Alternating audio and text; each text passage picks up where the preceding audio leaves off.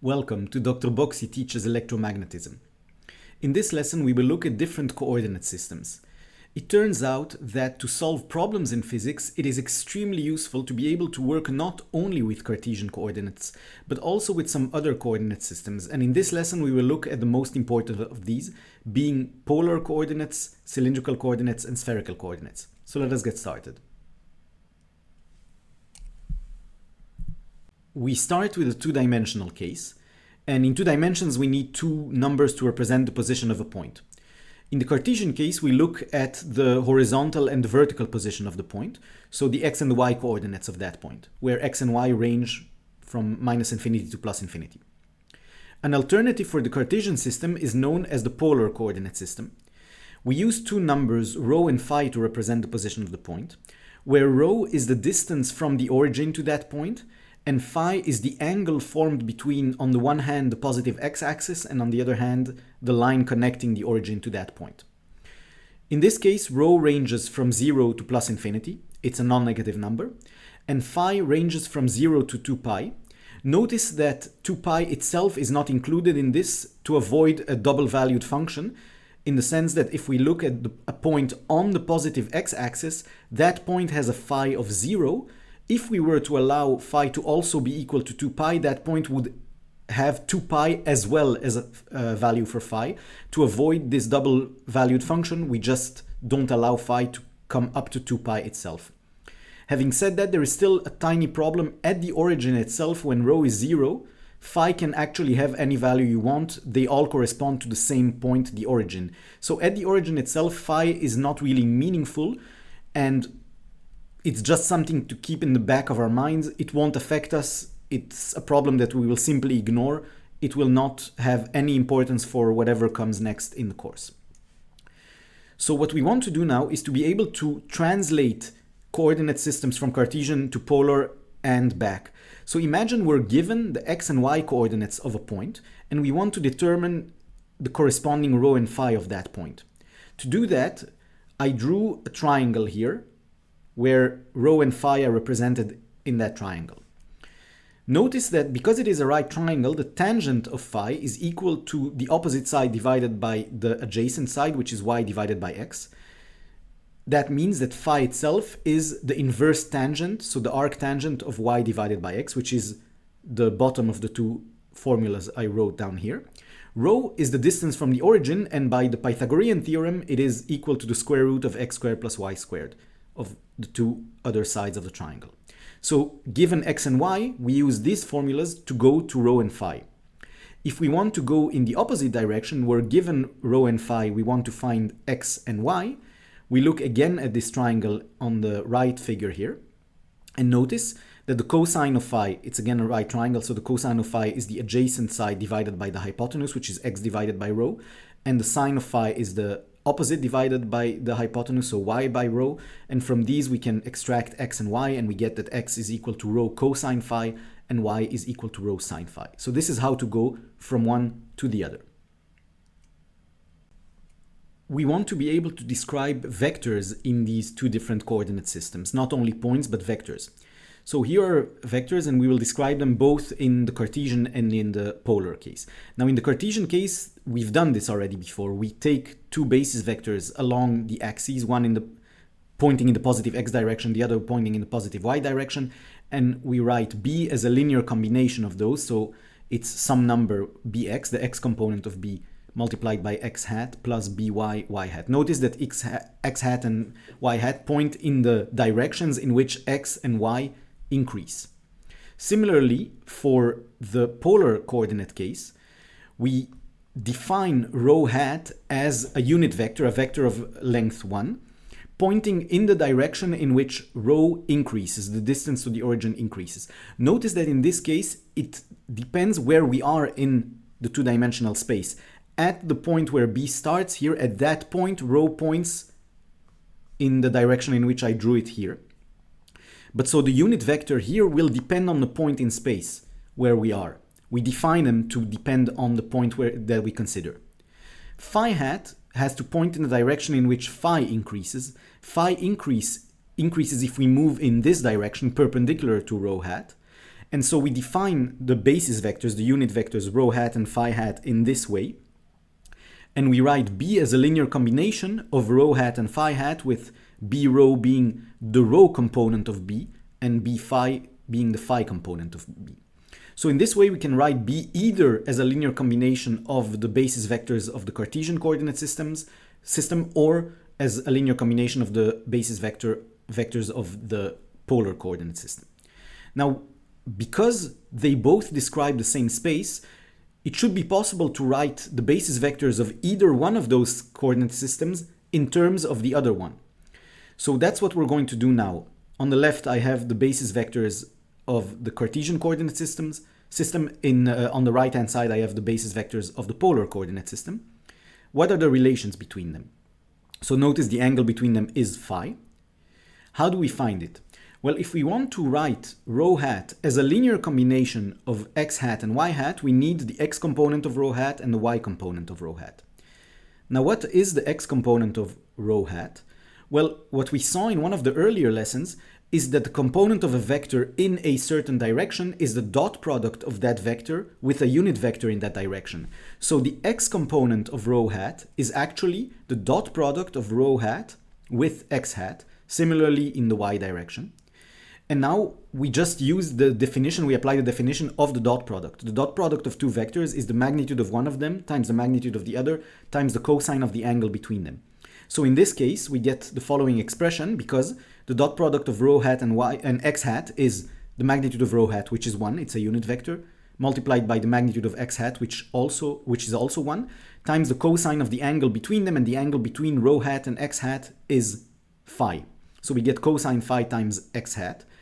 For the y component, we get the magnitudes, both of them are 1, times the cosine of the angle between rho hat and y hat, which is 90 degrees minus phi. So we get cosine of 90 degrees minus phi. And one of the trigonometric identities that we know is that the cosine of 90 degrees minus an angle is the same as the sine of that angle. So we find that rho hat can be written as cosine phi x hat plus sine phi y hat. Using an analogous argument, we find the expression for phi hat in terms of x hat and y hat, which is given by this here. And using exactly the same kind of logic, we can write x hat and y hat in their turn as linear combinations of rho hat and phi hat, and they are given by these expressions. I leave it up to you to work it out if you want to. You don't need to learn them by heart, but whenever we need them, I will write them out explicitly so that we can use them in exercises.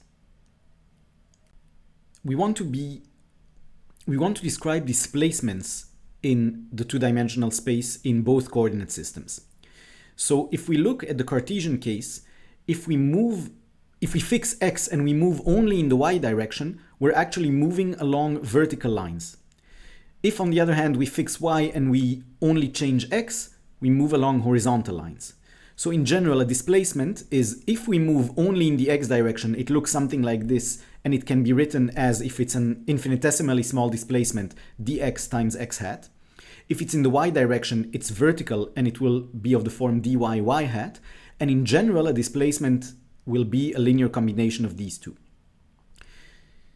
In the polar coordinate case, well, if we fix rho and we allow only phi to change, what we're doing is actually moving along circles, because rho is constant along this circle, it's only phi that changes. If we fix phi and we allow only rho to change, we're changing the distance to the origin. Without changing the angle, we're actually moving along lines that point away from the origin. So a displacement will be either a motion along one of those lines. If we fix phi and we allow only rho to change, we get a displacement along one of these lines of the form d rho times rho hat. It's in the rho hat direction, its size is d rho. If we fix rho and we only change phi, what we're doing is actually moving along one of these circles, and in that case the magnitude of the displacement is not simply d phi. It doesn't even have the right units, because dl is a displacement, so it has a dimension of length, while d phi is an angle. It doesn't have the correct dimension. Rho d phi does. But where does this rho d phi come from? Well, actually what we're doing is we're moving along the perimeter of a circle. And the definition of radians is exactly this, that if you move along the perimeter of a circle of radius rho, and if the angle you form is d phi, the distance you moved is rho d phi. That is how radians are defined in the first place. So we have rho d phi times phi hat. And so in general, the displacement will be a linear combination of these two. Now we also want to look at integrals and how to go from integrals in Cartesian coordinates to polar coordinates and back. So in Cartesian coordinates, if we take a function of two variables, what we do for the Riemann sum is we take the two-dimensional space in which we want to integrate it, and we divide it into small portions, into small parts. For a two-dimensional integral, what we will do is the following. We will allow a small change in x dx, which is the green line here, a small change in y dy, and that gives us a square here of area dx times dy. And what we're doing is we're taking the area of that square and we're multiplying it with the value of the function in that square, and that is then added up over the whole area in which we want to integrate it. So if we integrate it over the whole of the 2D space, it would be from minus infinity to plus infinity for both x and y. So dx dy here is the area of the small partition of the small square in which we partition the two-dimensional space. What is the analog of this for polar coordinates? Well, in the case of polar coordinates, we consider the function f, but in this case it's considered to be a function not of x and y, but of rho and phi. And if we allow a move in rho, then we have a move along one of these lines pointing away from the origin of size d rho. While if we fix rho and we allow a change in phi, we get a small motion of size rho d phi. And so we again get squares or rectangles in this case of size rho d phi times d rho. So we get rho d phi. So the rho d phi here, that is the small rectangle in which we're dividing the space. We are evaluating the function there and then summing it all up, so integrating it, where rho goes from 0 to plus infinity and phi goes from 0 to 2 pi. Notice that the dx dy is not replaced by d rho d phi simply, but by some expression, in this case rho, multiplied by d rho d phi.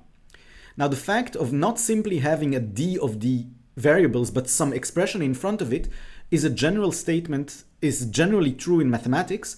When we do a transformation of variables, we will also always have some expression in front of it, and that expression depends on what the coordinate system is that we're considering.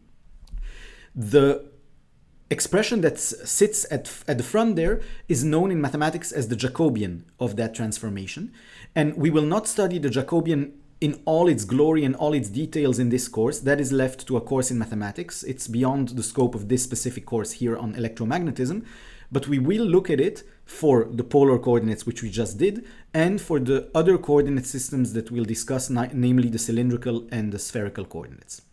So this is the story in 2 dimensions. Let us now look at what happens in 3D. In the 3-dimensional Cartesian case, we represent the position of a point using the x, y, and z coordinates of that point, where all three of them range between minus infinity and plus infinity. To represent a vector in 3D in the Cartesian case, we use the unit vectors x hat, y hat, z hat, so the basis vectors of the Cartesian coordinate system, and we write B as a linear combination of these three. That is something that we already discussed in the previous lessons. Now, if we fix x and we allow y and z to change, we get a plane, not a line anymore. In 3 dimension, if we fix one of the variables, the two other ones are allowed to change. We're left with a surface, and in this case it's a plane. It's the yz plane, or any plane that is parallel to it. If we fix y, we get the xz plane, or any plane parallel to it. And finally, if we fix z, we get the xy plane, or any plane parallel to it. Now, what do displacements look like in the 3-dimensional Cartesian case? Well, either we move only in the x direction, which would be something like this, or only in the y direction, or only in the z direction, and in general, a combination of those three. So a general displacement dl will look something like this.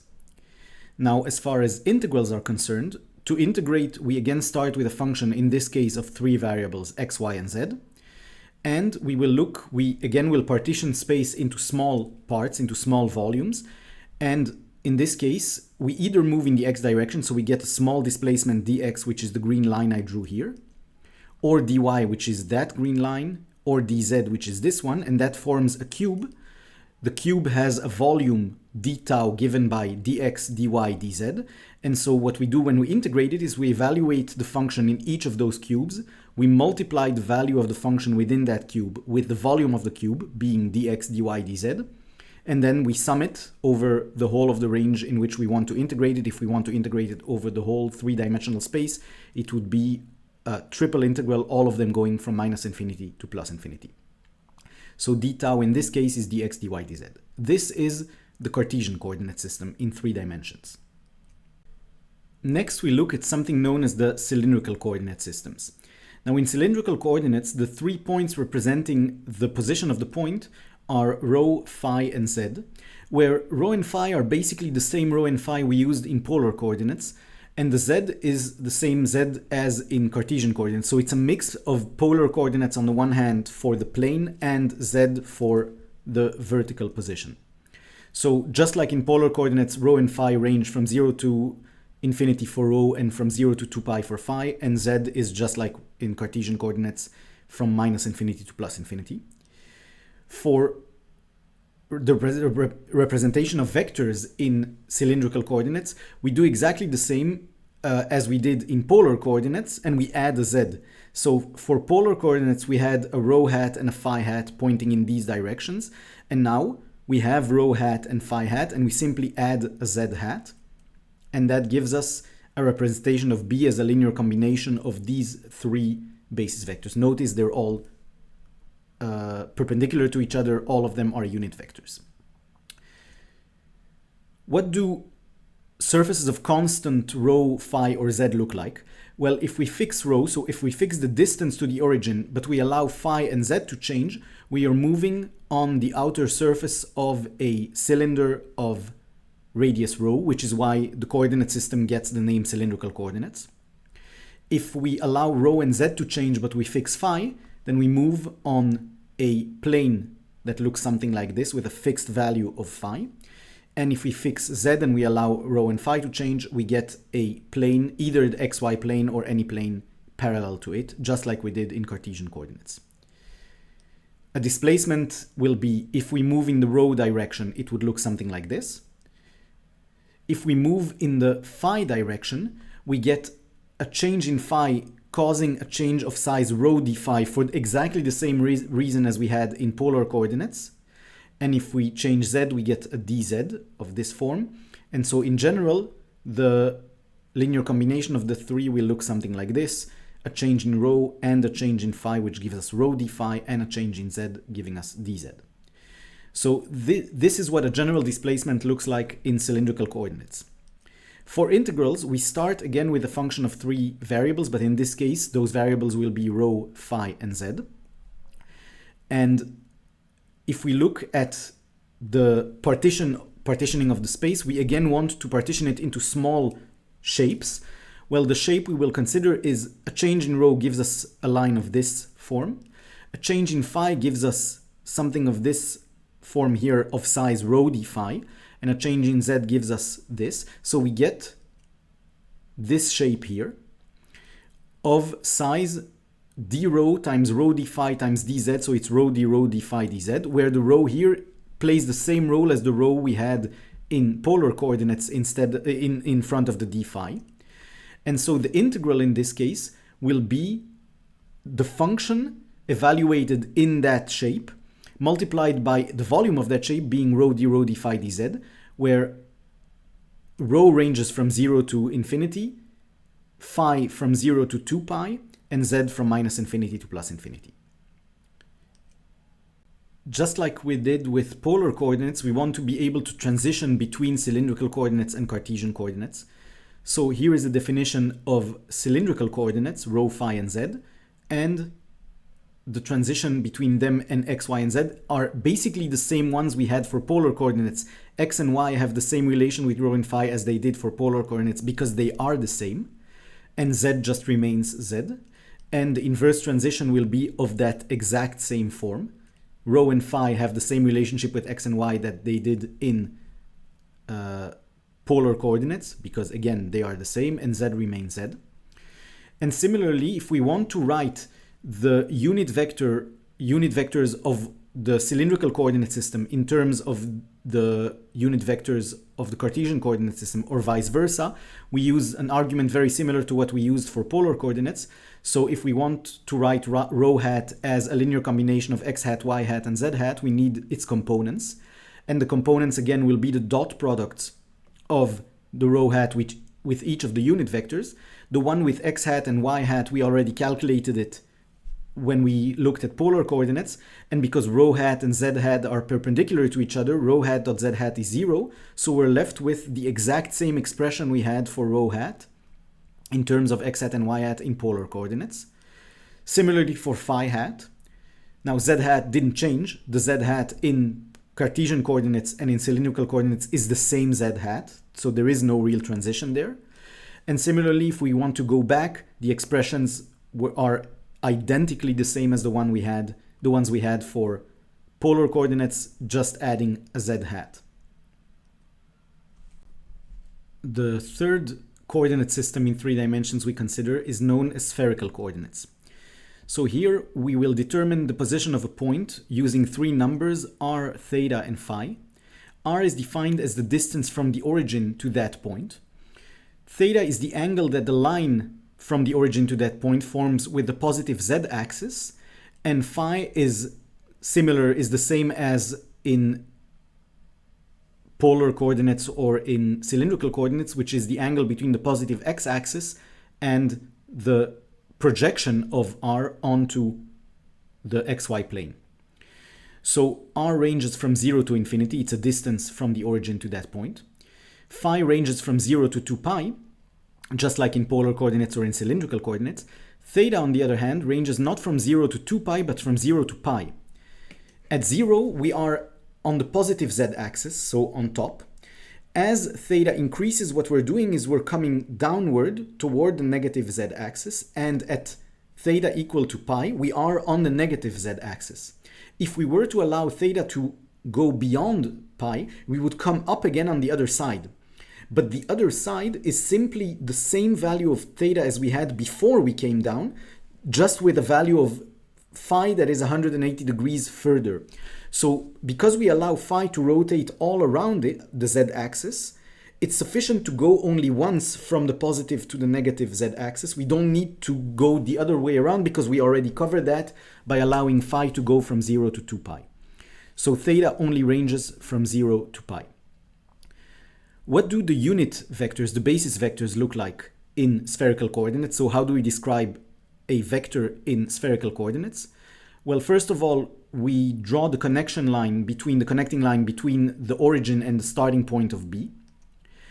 And that connecting line, if we project it onto the xy plane, we get the dotted line we see here.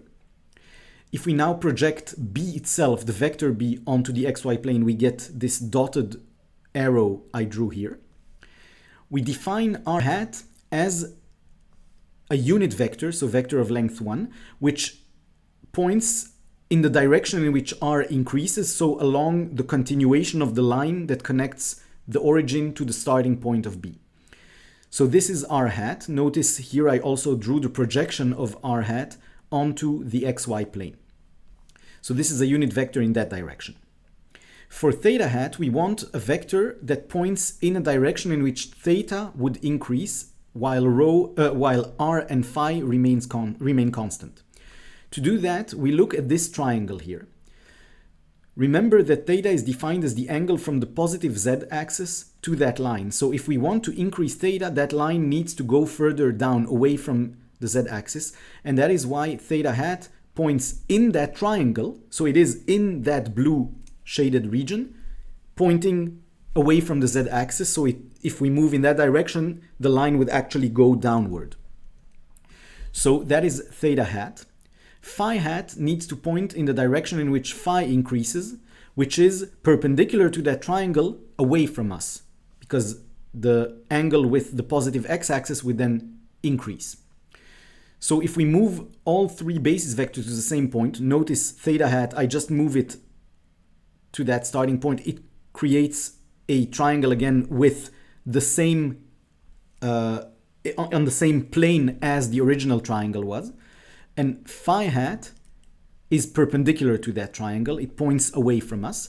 And B can then be written as a linear combination of r hat, theta hat, and phi hat with the coefficients of the linear combination br, b theta, and b phi, the components of B in this coordinate system. Now we want to describe displacements in spherical coordinates. So first, what do surfaces of constant r, theta, and phi look like? Well, if r is fixed, so the distance to the origin is fixed, and we allow theta and phi to change, we're moving along the outer surface of this sphere of radius r. If we fix theta and we allow r and phi to change, we fix the angle with the z, with the positive z-axis. We're actually moving on the outer surface of this cone. So we can move all around the cone. If we fix phi and we allow r and theta to change, we're moving on this plane here. So a displacement dl in general will be a linear combination of those three possible displacements. If we move in the r direction of a motion of magnitude dr, we move away from the origin, so perpendicular to the sphere. If we move in the theta direction, we're actually moving along the sphere, along the meridian, one of the meridians of the sphere. Why? Well, we're fixing r, which means that we're moving along the circle, and we're mixing phi, so we cannot change the angle with the positive x-axis. So we're moving along one of these meridians, and its magnitude is r d theta for exactly the same reason we had in polar coordinates. The radius is r, and the angle is d theta. Finally, if we move in a phi direction, what we're actually doing is a motion in the phi direction of size r sine theta d phi. Where does this expression come from?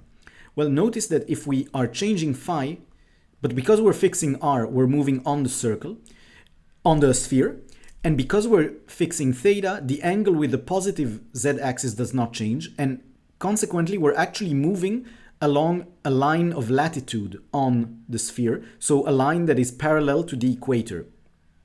Now, if we look at that line of latitude, it creates a circle here, the purple circle, purple dotted circle, which I drew here on top. And I want to know what its radius is. To determine it, I drew a right triangle here.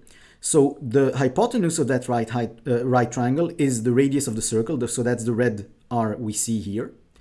The angle between them is theta, that's the definition of theta. The red vertical line here is on the z-axis, and the green line, which I drew here and here, is the radius of that circle formed by the circle of the line of latitude.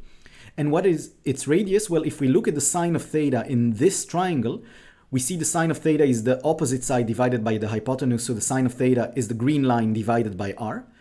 So if we multiply sine of theta with r, we get the green line. So the green line, which is the radius of that purple circle, is r sine theta.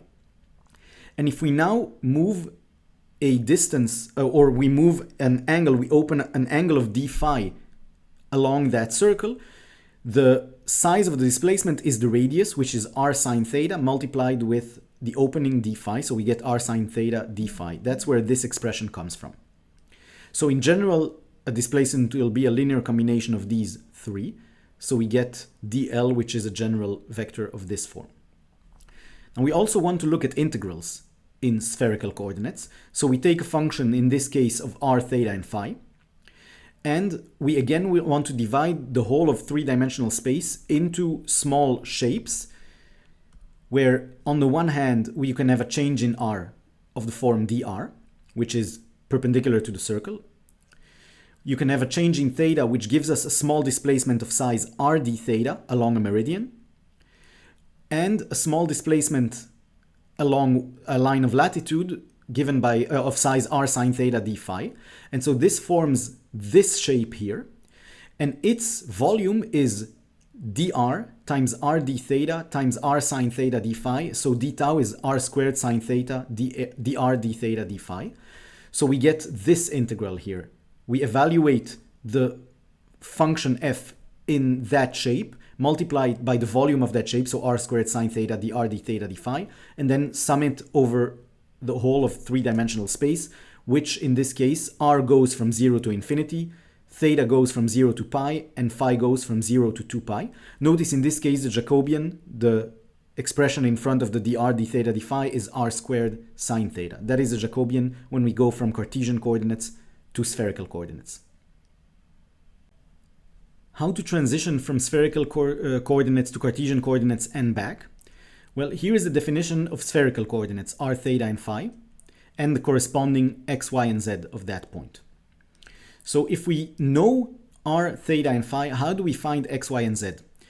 To see this, what we will do is we will consider the blue triangle, the blue right triangle that I emphasized here.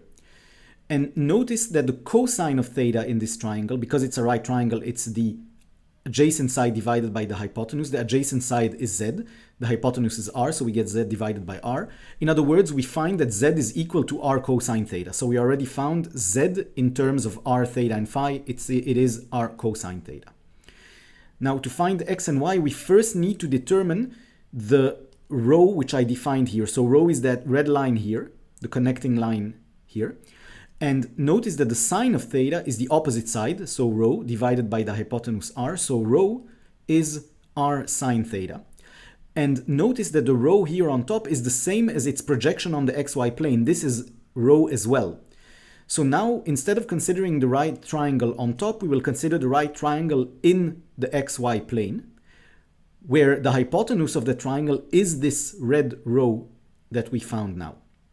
In this new blue triangle, this one here, notice that one side is actually the x component of that point. The other side is the y component, and the hypotenuse is r sine theta. It is that rho.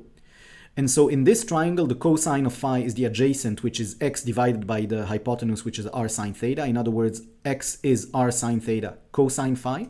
And similarly, sine phi is the opposite divided by the hypotenuse, so y divided by r sine theta, and therefore y equals r sine theta sine phi. So we found the expressions given r, theta, and phi. We found the expressions for x, y, and z.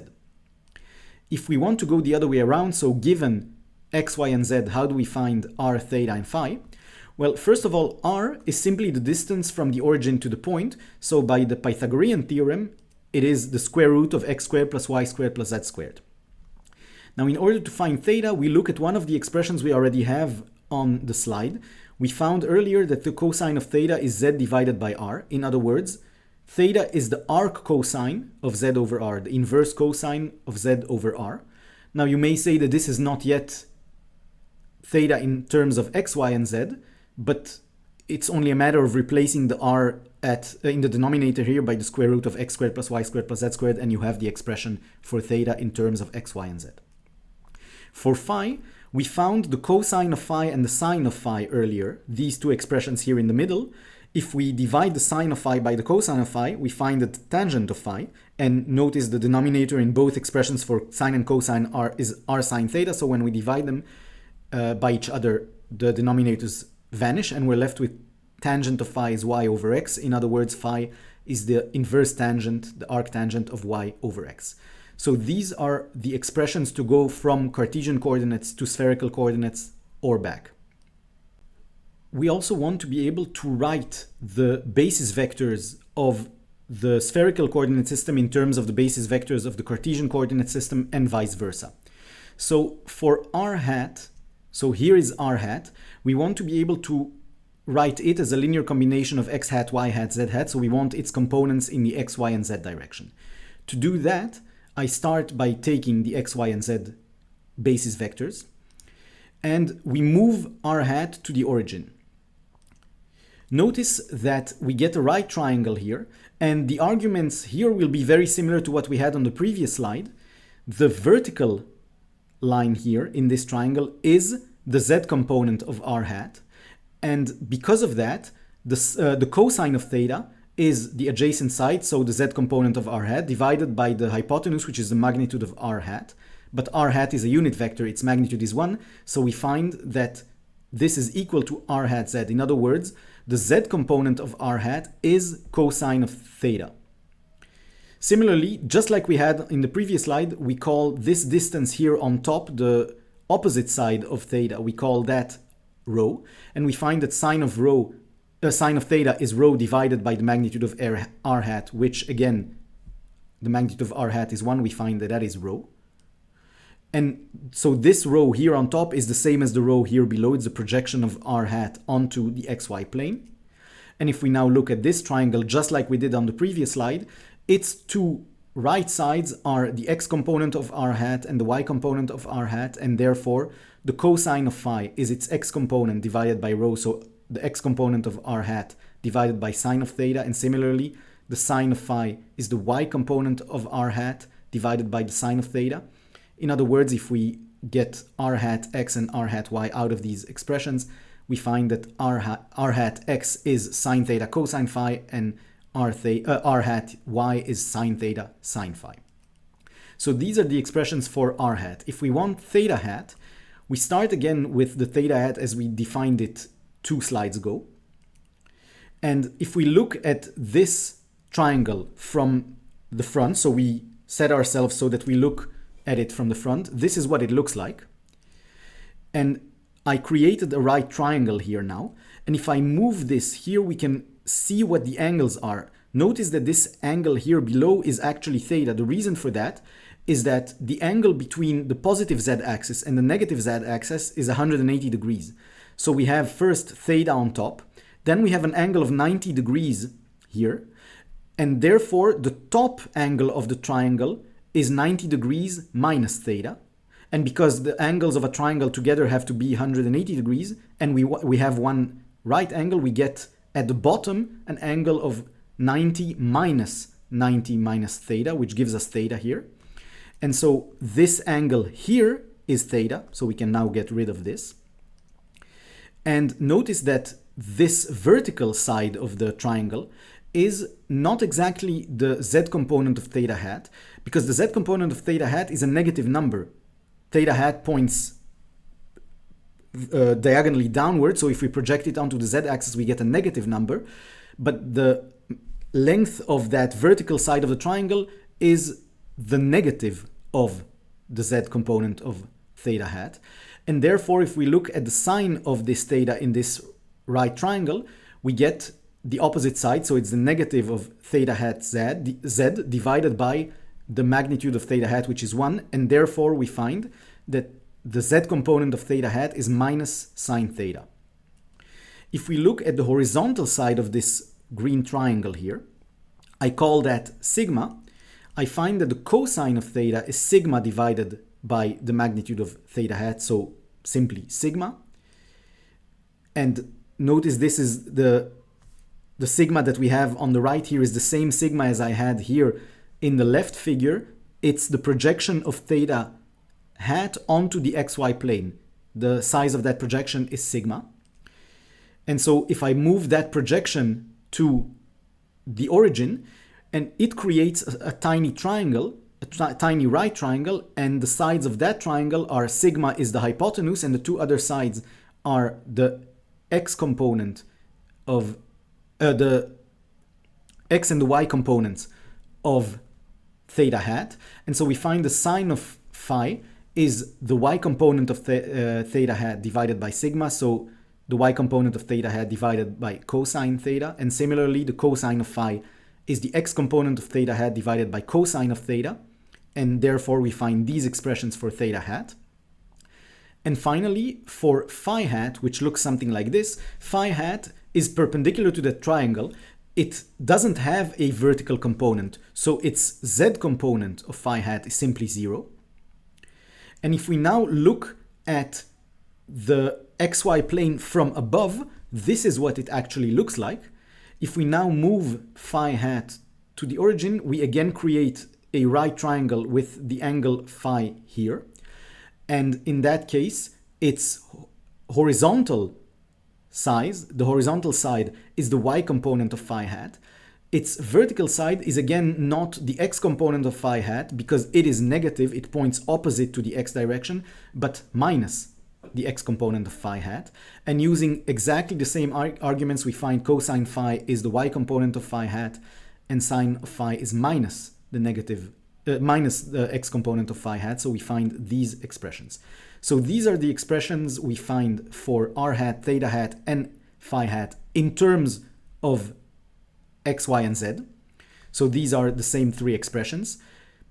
Now to go the other way around, if we want to write x hat in terms of r, theta, and phi, the way to do that is once we have found these three, there is nothing to it to go back, because what is the r component of x hat? By definition, it is the dot product of x hat with a unit vector in the r direction, in other words, with r hat.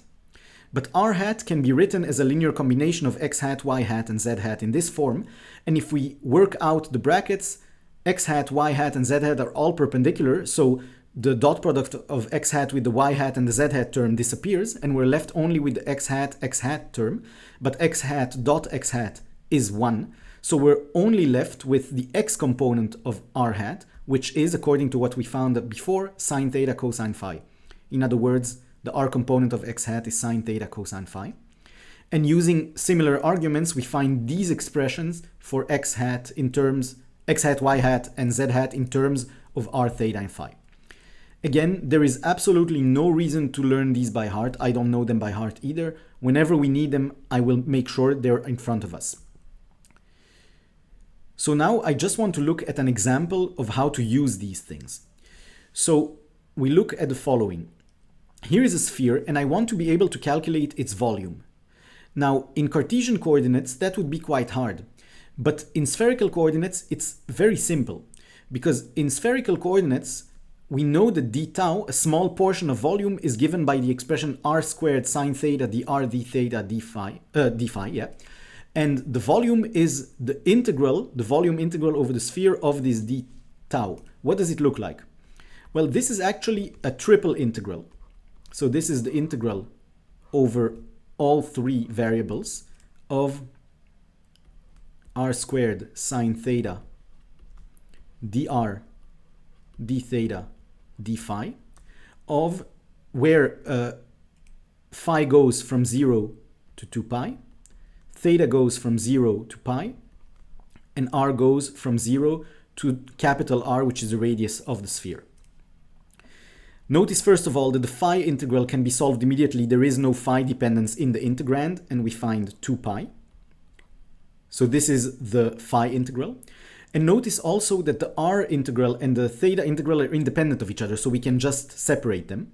We can factor them out.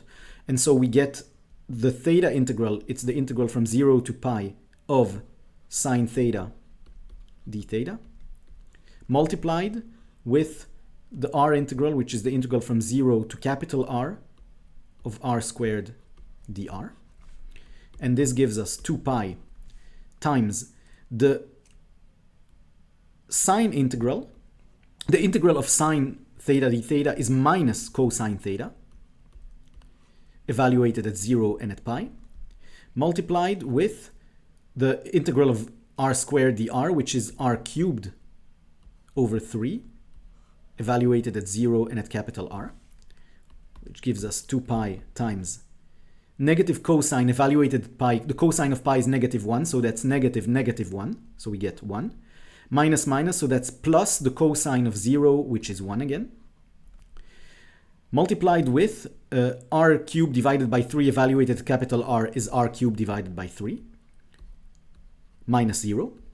And so we get 2 pi times 2, so that's 4 pi times r cubed divided by 3. This is the expression for the volume of a sphere in 3 dimensions. And it would be much harder to evaluate this formula, to find this formula, if we were to do it in Cartesian coordinates. Similarly, if we want to find the surface area, the outer surface area of a sphere of radius capital R, the way to do that is we divide the surface area into small portions, small surface area portions, where one side of it it's along the meridian, so it's of size r d theta, where r is not a variable here, it's a constant, it's the radius of the sphere. and the other side of it is r sine theta d phi. And so we get small portions of area ds of size r squared sine theta d phi, where we integrate this over the whole surface of the sphere. And to do that, this is a double integral in this case of r squared sine theta d phi, where phi goes from 0 to 2 pi, theta goes from 0 to pi. Now in this case, r is a constant, so we just can pull it out of the integral. The phi integral can be solved immediately. There is no phi dependence, so that's 2 pi. And we are left with the integral from 0 to pi of sine of theta d theta, which is one of the integrals we solved earlier, and we found 2 for that. So that's r squared times 2 pi times 2. So in total, we get 4 pi r squared. This is the expression for the outer surface area of a sphere. Again, in Cartesian coordinates, that would be much, much harder to determine. So this was the lesson for today. The next lesson will be the very last lesson about mathematics. The lesson after that, we will actually start with the physics of electromagnetism. In the next lesson, though, we still have some mathematics to cover.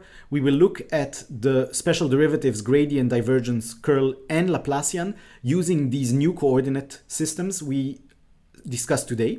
We will look at something known as the Helmholtz theorem, and we will finish with something known as the Dirac delta function. I will see you next time.